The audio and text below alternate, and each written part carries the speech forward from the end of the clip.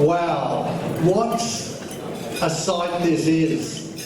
Somebody offered me today to go up on the top of the silos and look down over the ground, and that would have been a magnificent sight.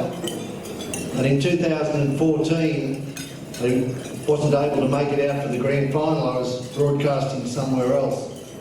But to be able to watch the videos and to see some of the magnificent shots that were taken from drones and things was just superb.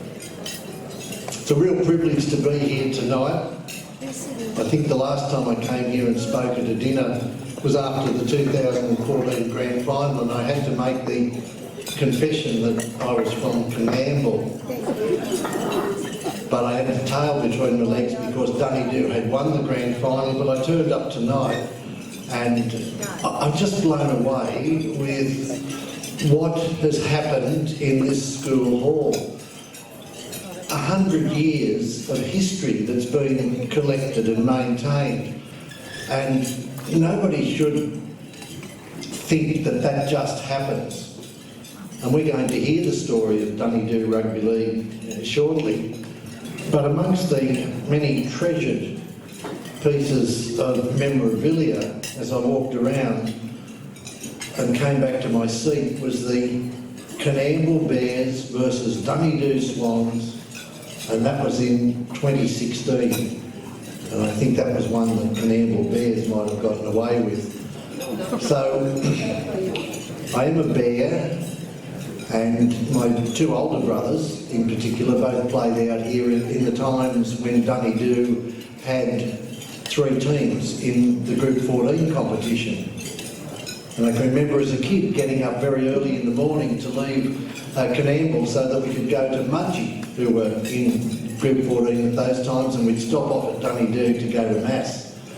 So Dunedoo was a town that I didn't have a lot to do with as a youngster, but as I got older I spent a lot of time out here, and as I go around over the last 24 hours that I've been out running into people, some of whom were kids in youth groups, and I've been talking to Wanda on the phone for quite some time, and it wasn't until we were chatting here yesterday and went to get back into the cars that I realised that she was Wanda West, who'd been with Maria Sullivan and Sue Flippo and a lot of other kids at various youth camps. And then this afternoon I ran into Stephen Miller, and I'd taken Stephen away with the Stennies boys when they were in year 10. So I do have a connection with Dunedoo, and it's not just driving through, and that connection came when I looked at this trophy, the Frank Byrne trophy for the best and fairest. Now this is a bit like how all of you will be talking tonight about who's related to whom and who was married to whom.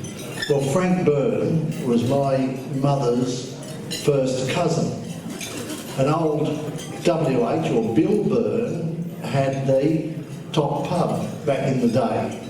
So I do have a connection, and of course, you know, you have maintained that connection to people who came to the town and played football and no doubt served a few beers to you. So it's a really, really important part of what we do.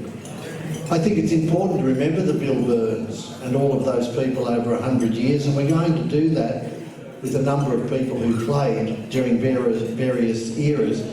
But I'd like to, first of all, call on Lloyd Graham just to speak to you very briefly about, and to call you to a minute's silence to reflect on those people that have passed through our lives over the last 100 years, some of whom have passed from our lives in recent days. So would you please put your hands together for Lloyd.